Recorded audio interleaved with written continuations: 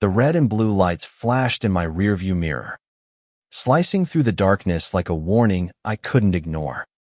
My heart slammed against my ribs, each beat louder than the hum of my old pickup's engine. I was alone on this empty stretch of Nebraska highway, miles from anywhere, and now a cop was tailing me. I pulled over, tires crunching on the gravel shoulder. The night was heavy, the kind of quiet that presses against your skin. I was 22, just a kid from a small town, trying to outrun a past that clung like damp clothes.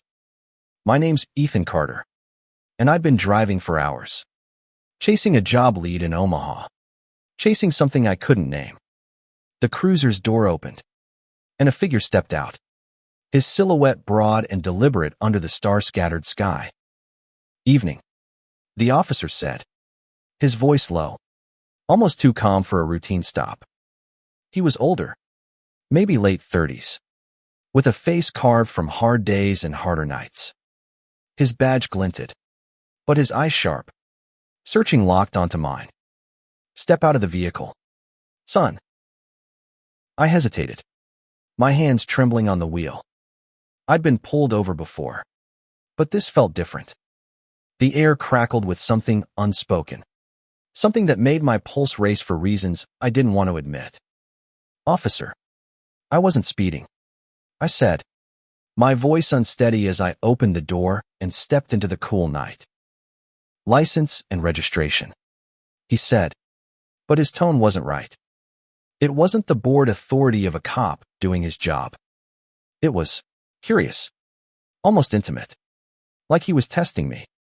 His name tag read J. Malone. Officer Malone stood close. Too close, his broad frame blocking the faint moonlight. He was tall, with a jawline that could cut glass and eyes that seemed to see right through me. I fumbled for my wallet, my fingers clumsy. "Here," I said, handing over my ID. He took it but didn't look at it. Instead, he kept his gaze on me, his lips twitching into something that wasn't quite a smile. "You're a long way from home, Ethan," he said, reading my name off the license without breaking eye contact. "How do you know I'm not local?" I asked, my throat dry. The highway was deserted, the only sound the faint chirp of crickets and the low hum of his cruiser's engine. I felt exposed, like he could see every secret I'd buried deep. "You've got that look," he said, stepping closer, "like you're running from something, or toward it." His voice dropped, soft but heavy, like he knew more about me than I'd ever told anyone.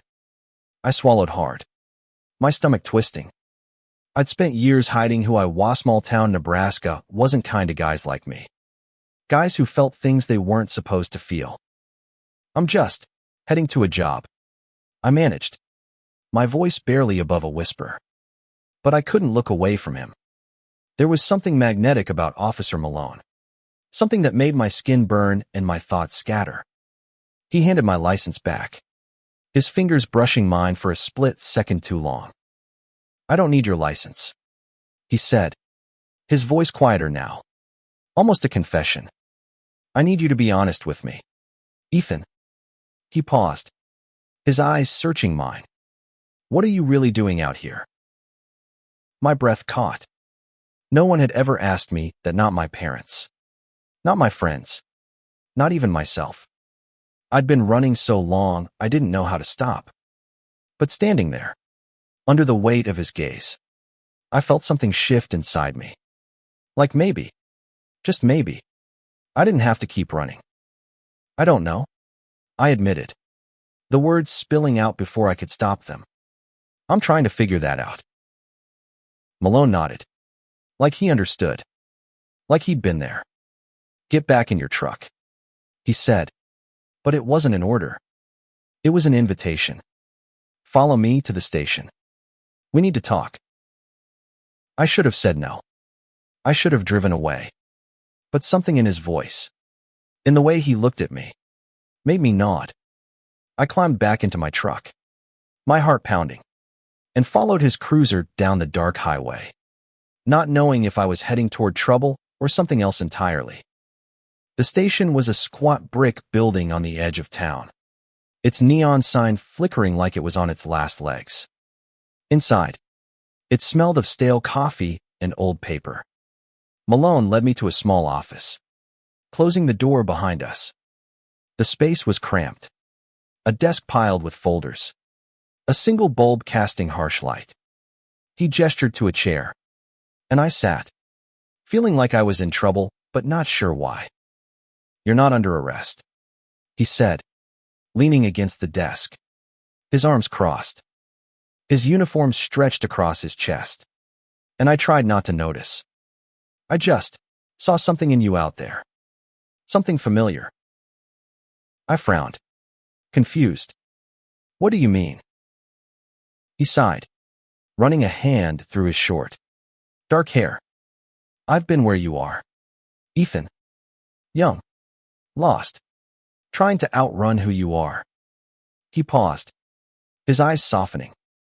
"I grew up in a place like this. Small town, big expectations, no room for people like us." My heart stopped. People like us. The words hung in the air, heavy with meaning. I'd never said it out loud, never admitted it to anyone. But Malone knew. Somehow, he saw me. "I don't know what you're talking about." I lied, my voice shaking. But my eyes betrayed me, and he saw it. "Don't do that," he said gently. "Don't hide. Not here. Not with me." I wanted to bolt, to run back to my truck and drive until the world made sense again. But I stayed, pinned by his gaze, by the weight of his words. For the first time in my life, I felt seen not as the son my parents wanted, not as the friend who always played it safe, but as me, the real me. "What do you want from me?" I asked, my voice barely audible. Malone leaned forward, his hands resting on the desk, close enough that I could smell his cologne, something woodsy. "Grounding. I want you to stop running," he said. "I want you to figure out who you are. And I think I want to help you do that." The room felt smaller, the air thicker. My chest ached with a mix of fear and longing. I didn't know what was happening, but I knew I couldn't walk away. Not yet. The silence in Malone's office was deafening, broken only by the faint hum of the station's ancient heater. I sat there, gripping the arms of the chair, my knuckles white. His words people like you see code in my head, each syllable a hammer against the walls I'd built around myself.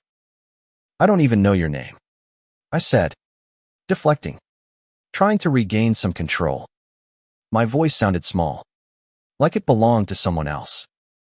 "James," he said simply, his eyes never leaving mine. "James Malone." He straightened, pulling a chair to sit across from me, close enough that our knees almost touched. "And I'm not trying to scare you, Ethan. I couldn't let you drive off. Not like that." I wanted to ask why, to demand answers, but my throat felt tight, like the truth was stuck there, fighting to stay hidden. Growing up in a town where different was a dirty word, I'd learned to keep my head down.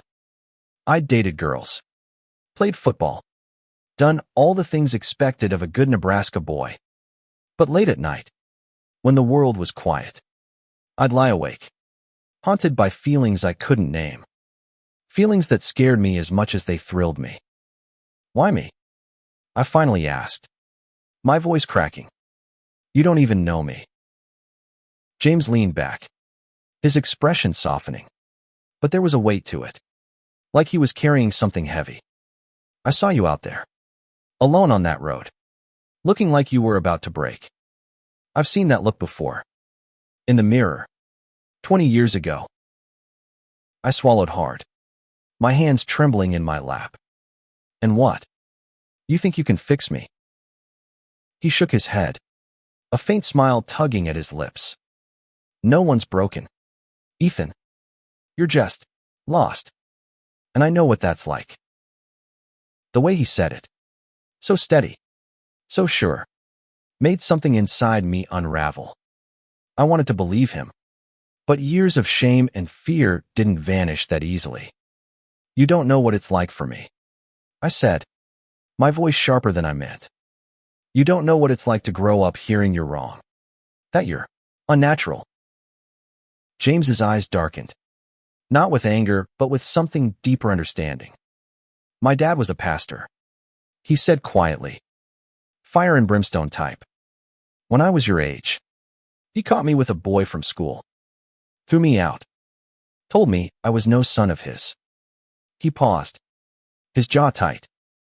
I spent years hating myself for it. But I got through it. You can too. His words hit like a punch. I'd never told anyone about the nights I'd spent praying to be different, to be normal. But here was this man, a cop, someone who seemed so sure of himself, telling me he'd been through the same hell. It was too much, too fast. I need to go, I said, standing abruptly. My chair scraped against the floor, the sound harsh in the small room. I expected him to stop me, to pull rank. But he just watched, his expression unreadable. You can go, he said. But I'm here, Ethan, if you need to talk. I grabbed my jacket, my heart racing. I didn't trust myself to speak, so I just nodded and walked out. The cold night air hitting me like a slap. I climbed into my truck, but I didn't start the engine. I sat there, staring at the dashboard, James's words replaying in my mind. People like us. For the first time, I didn't feel alone. But that didn't make it any less terrifying. The next few days were a blur. I found a cheap motel in Omaha, took the construction job I'd been chasing, and tried to bury myself in work. But James Malone was a ghost I couldn't shake. His face, his voice, the way he'd looked at Mike followed me everywhere. I'd catch myself thinking about him at the worst times, like when I was hauling lumber or eating alone in my room. It wasn't just attraction, though that was there, sharp and undeniable.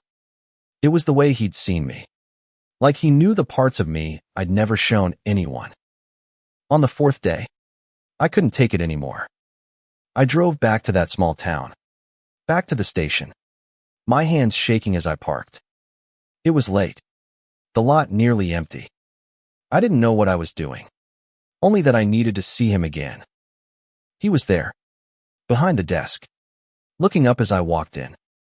His uniform was crisp, but his eyes were tired, like he hadn't slept. Ethan, he said, surprise flickering across his face. Didn't expect to see you again. I didn't expect to be here, I admitted, shoving my hands in my pockets to hide their trembling. I don't know what I'm doing.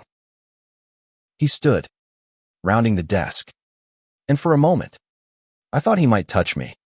But he stopped, keeping just enough distance. You're here, he said. That's a start. We talked for hours that night, the station quiet around us.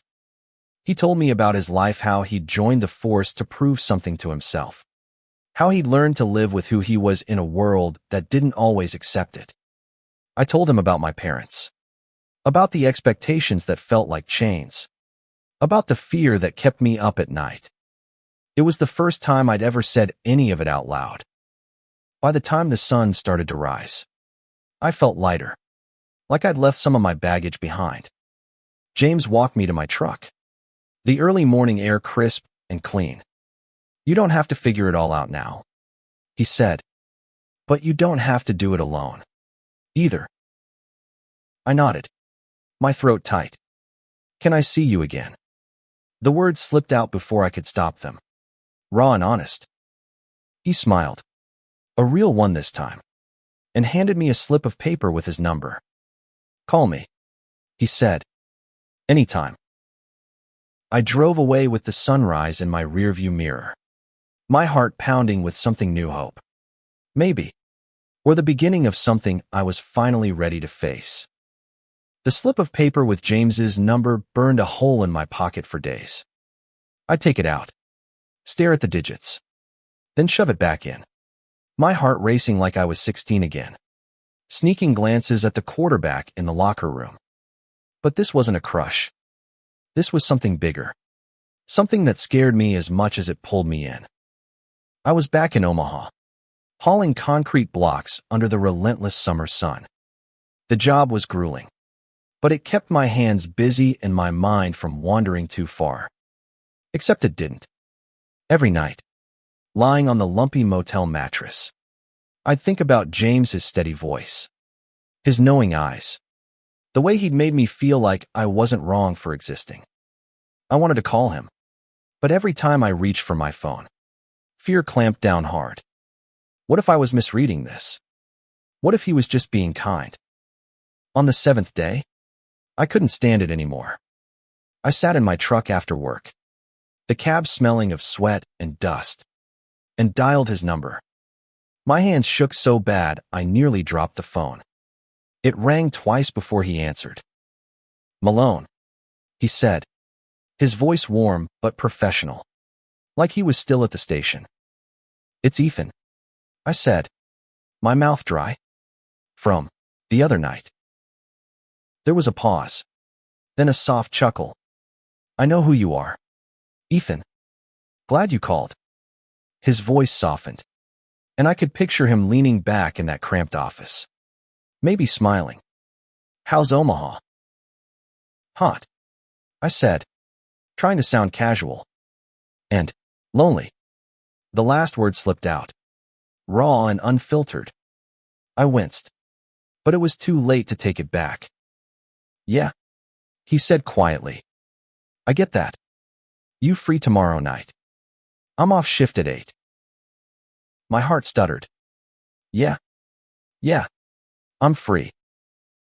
"Good," he said. "There's a diner off Route 6. Mabel's. Meet me there." I agreed, my pulse racing as I hung up. It wasn't a date, I told myself. Just two guys talking. But the way my stomach twisted told a different story. Mabel's was a relic of the 50s, all chrome and neon, with a jukebox that played Patsy Cline on repeat. I got there early, my hands sweaty as I slid into a booth. When James walked in, out of uniform for the first time, my breath caught. He wore a plain black t-shirt and jeans, his hair slightly tousled, like he'd just run a hand through it. He looked human, not the imposing cop from the highway, but a man who could have been anyone. Except he wasn't. "Hey," he said, sliding into the booth across from me. His smile was easy, but his eyes held that same intensity, like he was seeing all of me at once. "Hey," I managed, my voice barely steady. The waitress, a woman with a perm and a name tag that read Doris, took our order coffee for him, a burger for me. Then we were alone, the air between us charged with something I couldn't name. "You look nervous," James said, his tone gentle but teasing. "I am," I admitted, surprising myself. I don't do this. Whatever this is." He leaned forward, his forearms resting on the table. "This," he said, "is just two people getting to know each other. No pressure. Ethan, just talk." So we talked. About everything and nothing. He told me about growing up in a town even smaller than mine. About the years he spent trying to be someone he wasn't. I told him about my mom's endless church fundraisers, my dad's obsession with fixing cars, the way I'd always felt like I was playing a role. The words came easier than I expected, like I'd been waiting my whole life to say them. By the time Doris refilled our coffee for the 3rd time, I realized I was smiling. Really smiling. Not the fake grin I'd worn for years. James noticed, too, because his eyes softened, and he reached across the table, his hand brushing mine. It was brief, barely a second, but it sent a jolt through me. "You're gonna be okay, Ethan," he said, his voice low. You're stronger than you think. I wanted to believe him. But as we left the diner, the night air cool against my skin, doubt crept back in. What was I doing? James was a cop, a man with a life, a career. I was just a kid with a beat-up truck and a head full of questions. But when he walked me to my truck, standing close enough that I could feel the warmth of him, I didn't care about the doubts. I just wanted to stay in that moment. Call me again, he said. Not a question, but a quiet command. Or I'll have to pull you over next time. I laughed, the sound surprising me. Deal, I said, climbing into my truck. As I drove away, his figure shrinking in my rearview mirror, I felt something I hadn't in years. Hope. The next few weeks were a whirlwind. I'd drive out to meet James whenever he was off shift, sometimes at the diner, sometimes at a park outside town. We'd talk for hours. And slowly, I started to let my guard down. He never pushed, never asked for more than I was ready to give. But every look, every accidental touch, made it harder to deny what was growing between us. One night, we ended up at a lake, sitting on the tailgate of my truck, the water reflecting the stars. James was quieter than usual, his jaw tight. What's wrong? I asked, my heart sinking. I was terrified he'd changed his mind, that he'd realized I wasn't worth the trouble. It's not you, he said, his voice rough. It's this place, this job. People talk. Ethan. They notice things. My stomach dropped. You mean, us? He nodded, staring out at the water. I'm not out. Not here. It's not safe. Not for me. And maybe not for you. The words hit hard. But they weren't a surprise. I'd seen the way people in my town looked at anyone who didn't fit the mold. But hearing it from James, seeing the weight he carried, made it real. So what do we do? I asked, my voice barely above a whisper. He turned to me, his eyes fierce. We keep going. But we're careful. And you need to decide if I'm worth it. I didn't answer right away. I wanted to say yes, to tell him he was worth everything. But fear was a powerful thing, and I wasn't sure I was as brave as he thought I was. The lake's surface shimmered under the moonlight, but James's words hung heavy between us. You need to decide if I'm worth it. I stared at the water, my heart pounding so loud I was sure he could hear it. I wanted to say something, anything, but fear had my tongue in a vice. James didn't push. He just sat there, his shoulder brushing mine, his presence steady despite the storm in my head. I'd spent my whole life avoiding myself. Growing up, I'd heard the slurs, seen the way people whispered about the wrong kind of love. My dad once called it a sin, his voice cold, final. But sitting here with James, feeling the warmth of him next to me, it didn't feel wrong. It felt like the only thing that made sense. I don't know if I'm ready, I said finally, my voice barely audible. But I don't want to lose this. Whatever this is. He turned to me, his eyes searching. You don't have to have all the answers, Ethan. Just don't run away again. Not from me. I nodded, my throat tight. He reached for my hand, his fingers rough but gentle. And for the first time, I didn't pull away. We sat like that for a long time, the night wrapping around us, the world far away. It wasn't a promise. Not yet. But it was a start. The next few weeks were a tightrope walk. James and I kept things quiet, meeting an out-of-the-way Placiza diner 2 towns over, a hiking trail no one used. Every moment with him felt like stealing something precious, something the world didn't want us to have. But the secrecy was a weight, heavier each day. I'd catch James glancing over his shoulder, his jaw tight, like he was waiting for someone to catch us. I felt it too, the fear that someone would see, Someone would talk. Work kept me grounded. Or at least it tried to. I'd throw myself into hauling lumber, pouring concrete, anything to keep my mind off the what-ifs. But at night, when I was alone, the doubts crept in. What if James got tired of hiding? What if I wasn't strong enough to face the consequences? My parents didn't know where I was, but I could imagine their faces if they found out. Disappointment. Disgust. I wasn't sure I could handle that.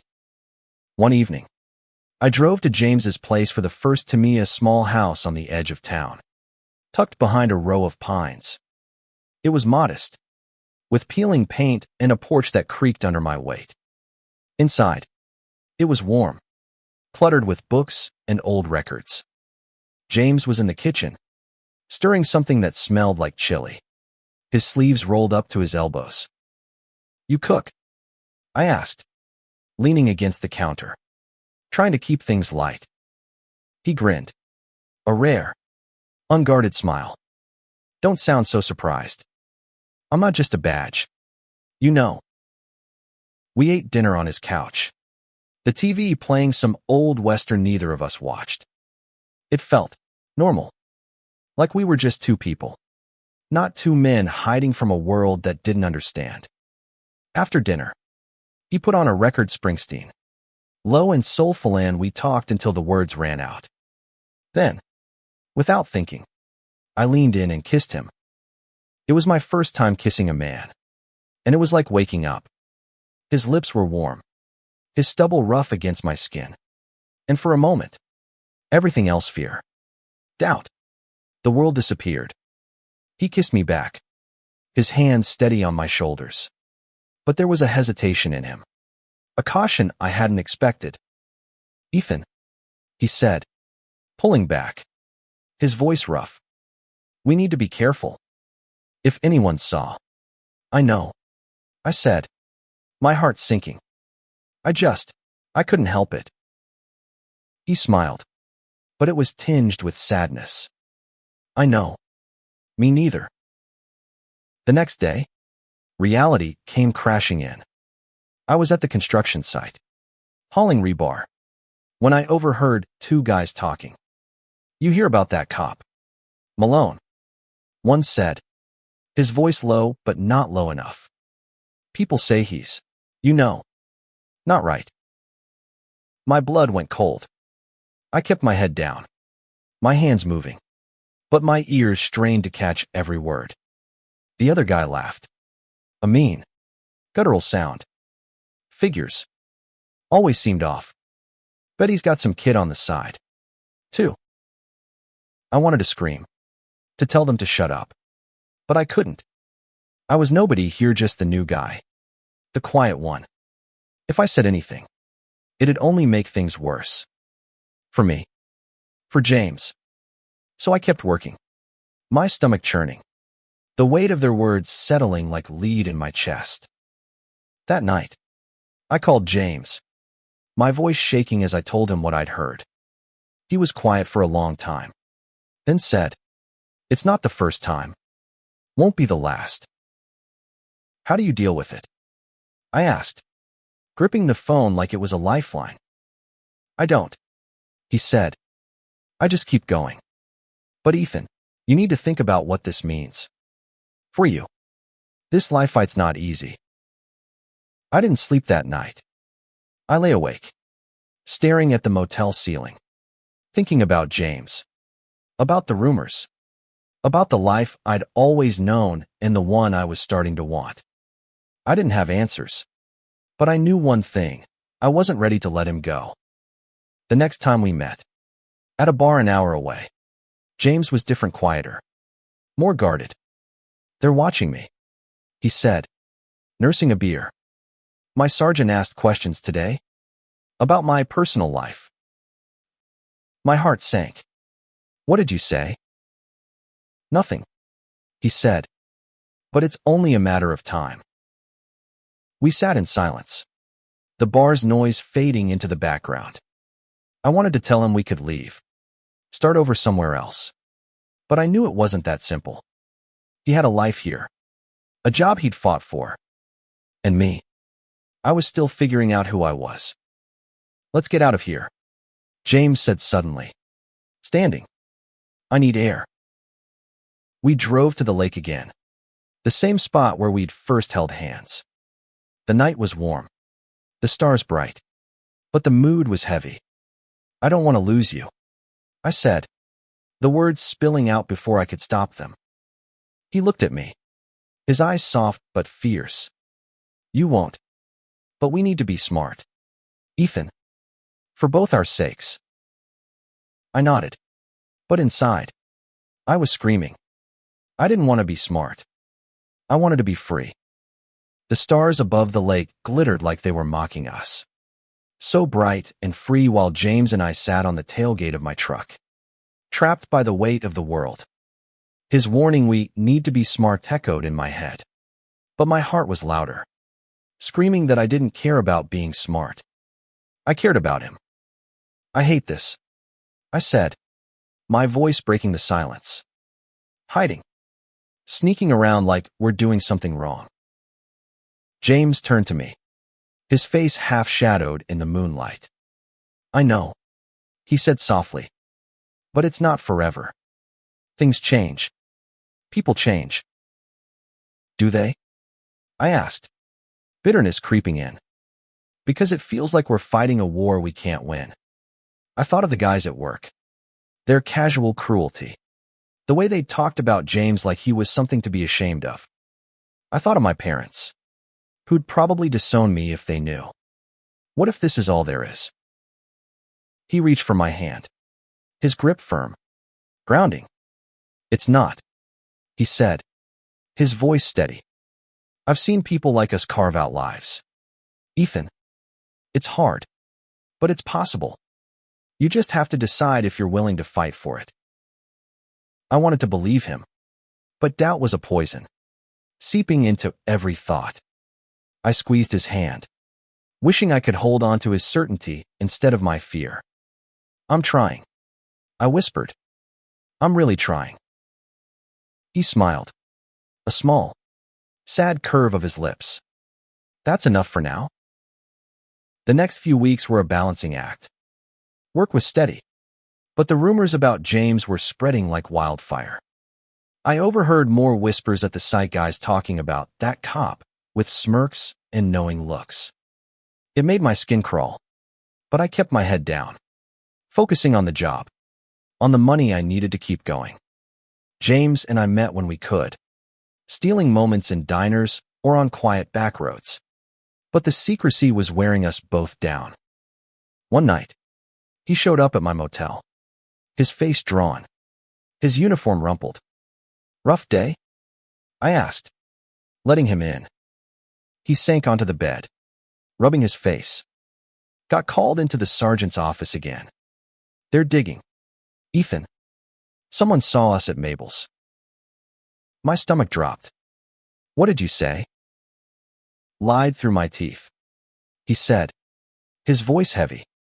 Told them you were just a kid I was helping out. But they're not stupid. They know something's up. I sat next to him, my heart racing. What happens if they find out? He looked at me, his eyes tired but fierce. I could lose my job. Or worse. He didn't elaborate, but I knew what he meant. Small towns didn't take kindly to men like us, and cops weren't exactly known for their open minds. Then let's leave, I said, the words tumbling out. Go somewhere else. Somewhere we don't have to hide. He shook his head, a bitter laugh escaping. It's not that easy. I've got a life here. Ethan. A house. A job I worked hard for. And you just starting out. You really want to throw it all away? Yes, I said, surprising myself with the conviction in my voice. If it means being with you. He stared at me, his expression softening. For a moment, I thought he might kiss me, but instead, he pulled me into a hug, his arms strong around me. You're braver than you know, he murmured against my hair. But I didn't feel brave. I felt like I was standing on the edge of a cliff, one wrong step from falling. The next day, everything changed. I was at the site, unloading a pallet of bricks, when my phone buzzed. It was a text from James, "Meet me at the lake. Now. Urgent." I told my foreman I was sick and drove as fast as I could, my heart pounding. When I got there, James was pacing by the water, his face pale, his hands clenched into fists. "What's wrong?" I asked, jumping out of the truck. "They know," he said, his voice low. "Urgent. Someone saw us last night. At the motel. They reported it to my sergeant." My blood ran cold. "What does that mean?" "It means I'm suspended," he said, his jaw tight. "Pending an investigation. If they prove it, I'm done. Ethan. No job. No pension. Nothing." I felt like the ground was slipping out from under me. "What do we do?" He stopped pacing, his eyes locking onto mine. "We fight," he said.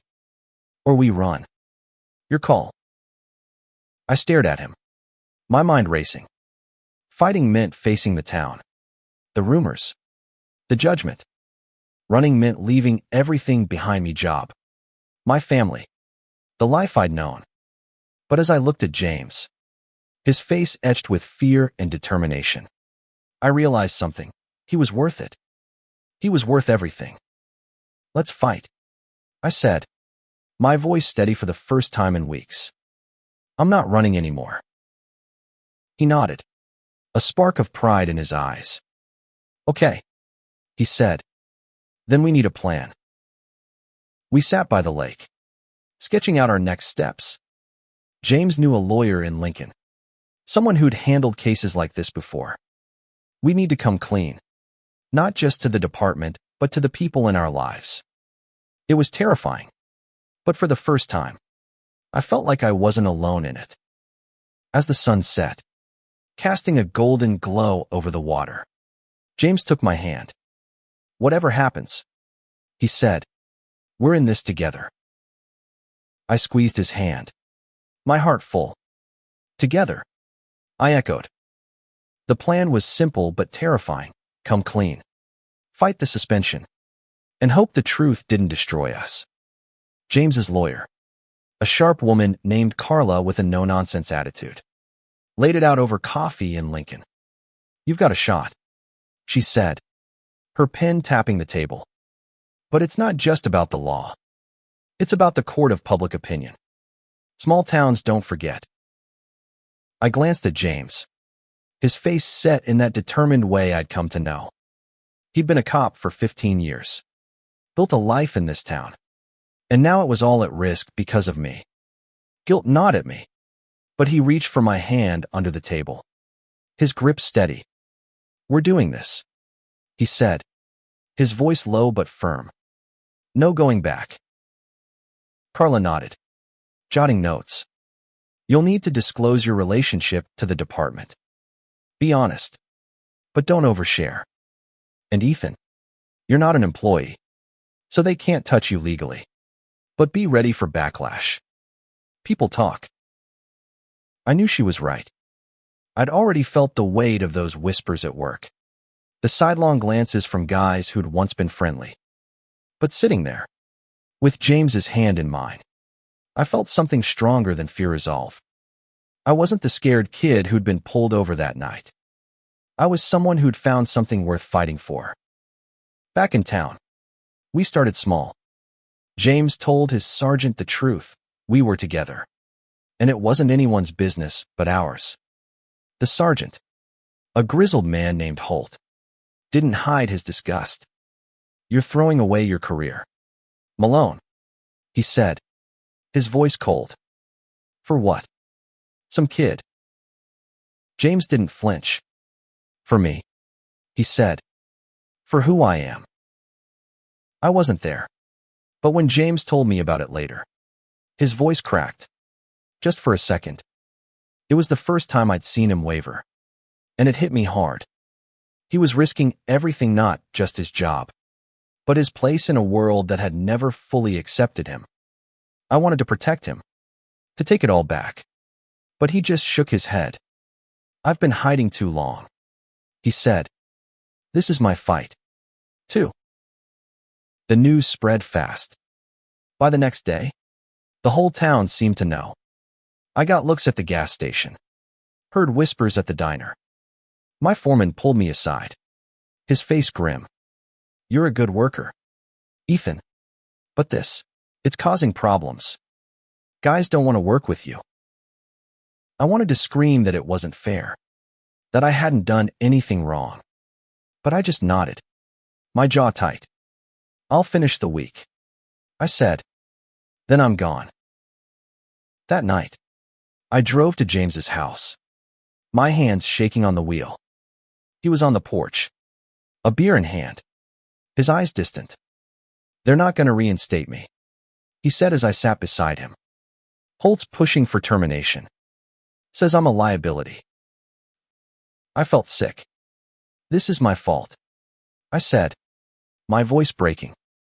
"If I hadn't—" "Stop," he said, turning to me. His eyes were fierce, but his voice was soft. "This isn't on you. I chose this. I chose you." I didn't know what to say, so I just leaned against him, his warmth anchoring me. We sat there, the night quiet except for the crickets. And I realized something. I'd never felt more at home than I did right then, with him. The next step was harder. I had to tell my parents. I'd been dodging their calls, but I couldn't put it off any longer. I drove to their house, a modest ranch-style place I'd grown up in, my stomach in knots. James offered to come, but this was something I had to do alone. My mom opened the door, her face lighting up until she saw my expression. "Ethan, what's wrong?" she asked, pulling me inside. Dad was in the living room, watching a game, his beer halfway to his lips. I sat across from them, my hands clasped tight to stop the trembling. "I need to tell you something," I said, my voice shaking. I'm gay, and I'm with someone. His name's James." The silence was deafening. Mom's face went pale, her hand flying to her mouth. Dad just stared, his beer forgotten. "What?" he finally said, his voice low. "Dangerous." "I'm gay," I repeated, stronger this time. "And I'm not ashamed of it." Mom started crying. Soft, choked sobs. Dad stood, his face red. "You're no son of mine," he said, the words cutting deeper than I'd expected. "Get out." I stood, my legs unsteady. "I'm sorry you feel that way," I said, my voice barely holding together. "But I'm not sorry for who I am." I walked out, their silence following me. In my truck, I gripped the wheel, tears burning my eyes. I'd known it might go like this, but it still hurt like hell. I drove straight to James's, and when he opened the door, I fell into his arms, sobbing like a kid. He held me, his hand steady on my back. "You did good," he whispered. "You did so good." We stayed like that for a long time, the world outside fading away. I'd lost my family, my job, my place in this town. But I had James. And for the first time, that felt like enough. The days after telling my parents felt like walking through a fog. I moved in with James, my few belongings crammed into his spare room. But the weight of my dad's word series, "No son of mine," followed me everywhere. James was my anchor, his quiet strength keeping me from falling apart. But I could see the toll this was taking on him, too. His suspension hearing was looming, and the town's gossip was relentless. We tried to keep things normal, or as normal as we could. We'd cook dinner, watch movies, talk about anything but the storm brewing around us. But at night, when the house was quiet, I'd catch James staring out the window, his jaw tight, like he was bracing for a blow. "We'll get through this," I'd say. And he'd nod. But his eyes told a different story. Carla, the lawyer, was our lifeline. She'd found a precedent case in another state where a cop had won a wrongful termination suit after being outed. It's not a slam dunk, she warned us. But it's something. You need to be ready to go public. James. Fully public. James hated the idea. He'd spent years keeping his head down, blending in. But he agreed. Because the alternative, losing everything he'd worked for, was worse. I admired him for it. But I was terrified. Going public meant exposing ourselves to the world. Not just the town. It meant no more hiding. The hearing was set for a Friday. In a drab county building that smelled of mildew and bureaucracy. James wore a suit. His face pale but resolute. I sat in the back. My hands clenched. As Carla argued his case. The room was packed. Cops. Town officials. Even some locals who'd caught wind of the drama. Their eyes bored into us. A mix of curiosity and judgment. Holt, James's sergeant, testified first, his voice dripping with disdain. Officer Malone's conduct is a disgrace to the department, he said. His lifestyle is incompatible with the values we uphold. I wanted to scream, to tell them James was the best man in that room. But I stayed silent, my heart pounding.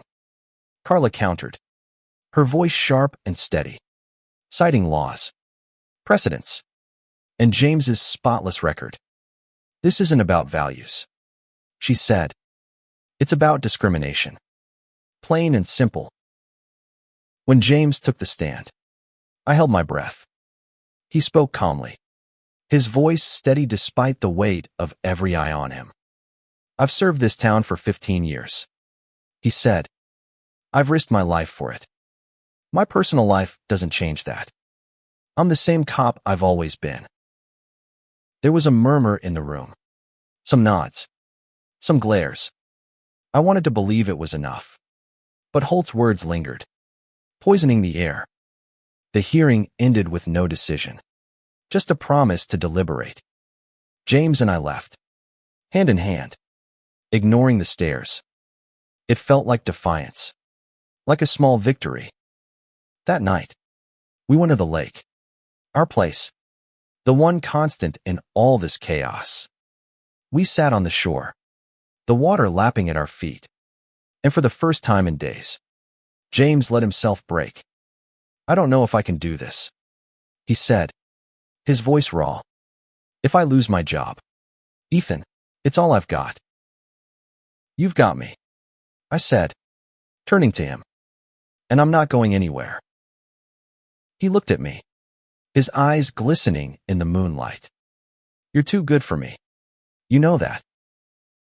I laughed. A shaky sound. I'm just some kid you pulled over. He shook his head, pulling me close. You're the reason I'm still fighting. We kissed, slow and desperate, like we were trying to hold on to something the world wanted to take away. For a moment, it was just us, the lake, the stars. But reality wasn't far behind. The next morning, Carla called. They're leaning toward termination, she said, her voice grim. But there's a chance. Some of the board members are sympathetic. We need to rally support, get people to speak for you. James looked defeated. But I wasn't ready to give up. We can do this, I said. We'll find people. We'll make them listen. We spent the next few days reaching out to anyone who might help, colleagues, old friends, even a few locals who'd always liked James. It wasn't easy. Most people didn't want to get involved, afraid of the backlash.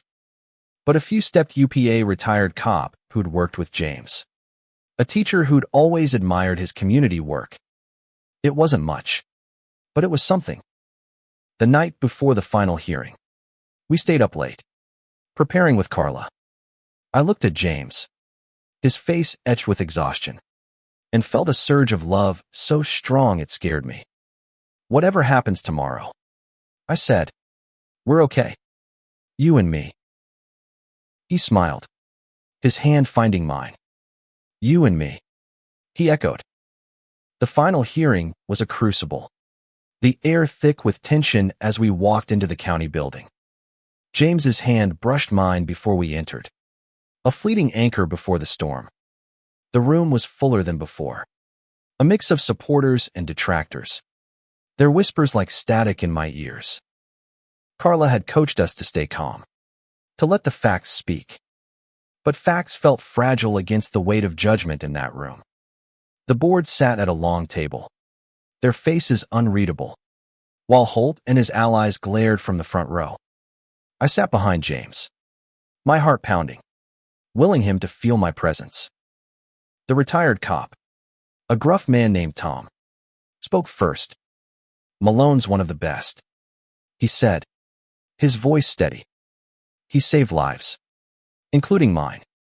His personal life doesn't change that. A few nods rippled through the room, but Holt's scowl deepened. The teacher, Ms. Larson, went next, her voice soft but firm. James has been a role model for this town. He's taught kids about respect, about doing what's right.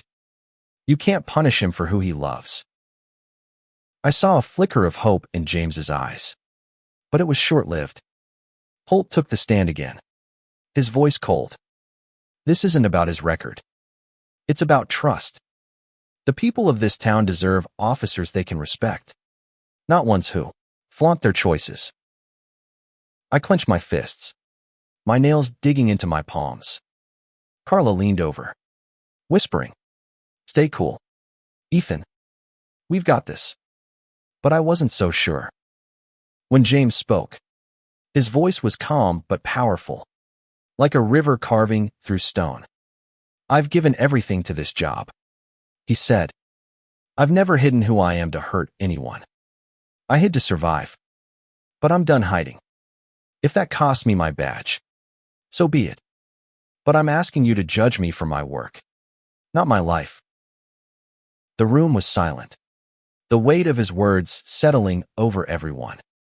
I wanted to stand, to shout that he was more than they'd ever understand. But I stayed still, my heart in my throat. The board deliberated for hours.